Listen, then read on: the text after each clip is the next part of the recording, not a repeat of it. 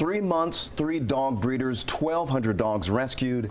And this face right here captured the hearts of a lot of our viewers in Metro Atlanta, but also outraged them as well. But with us right now is Reveal investigator Rebecca Lindstrom with a little dog by the name of Kona. This is the same dog. The same dog. She has a name now. Yeah. At the time, she was severely malnourished. She had tons of tumors, and you can even see the scars from what they think was likely dogs fighting there at the breeder.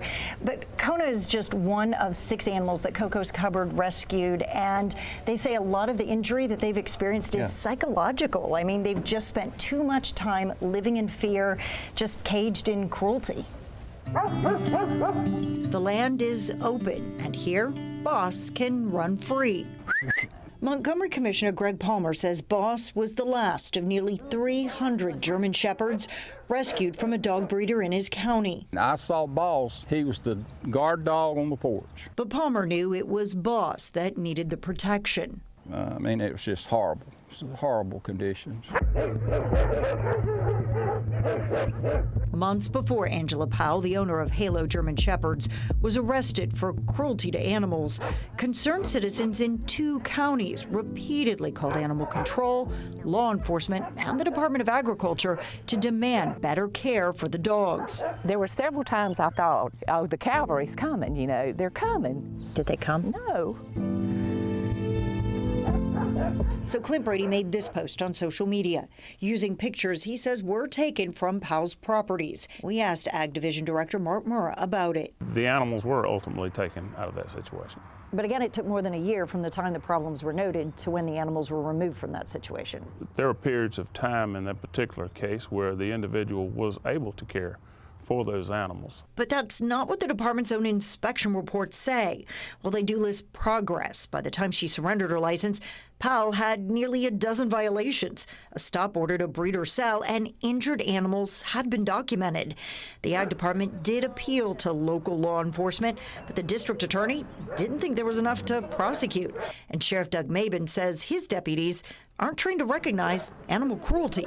The deputies would go out, make sure the dogs had food, water, and shelter.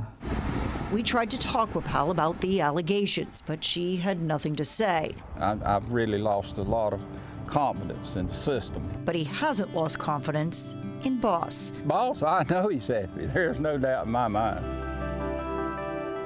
Rebecca, a lot of folks are sounding off on social media. So what are they saying?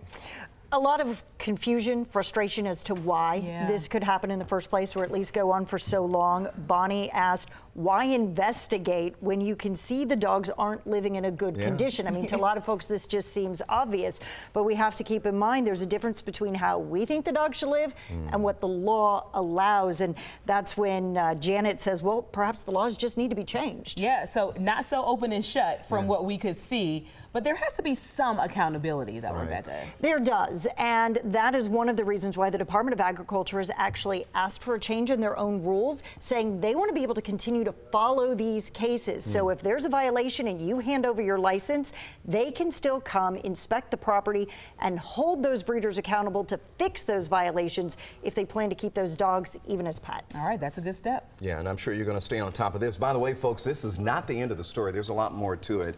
Rebecca has video of Powell speaking with a deputy about what she planned to do with the dogs after she stopped breeding. For that and more on Rebecca's investigation, just go to our website at 11alive.com.